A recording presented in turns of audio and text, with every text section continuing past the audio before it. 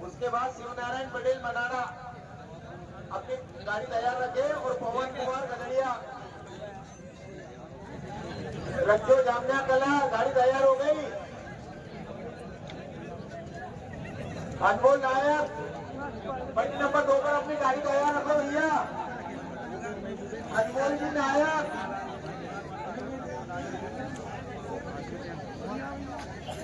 ये ग्राउंड के बाहर जितने भी दर्शक है ग्राउंड के बाहर खड़े रहे।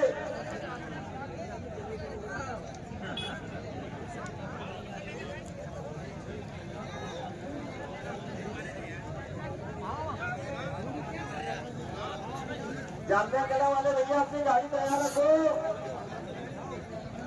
अरे वो बेल पर चमक जाएगा। अरे गाड़ी टूट जाएगा। रावल बताइए यार दादो कहो।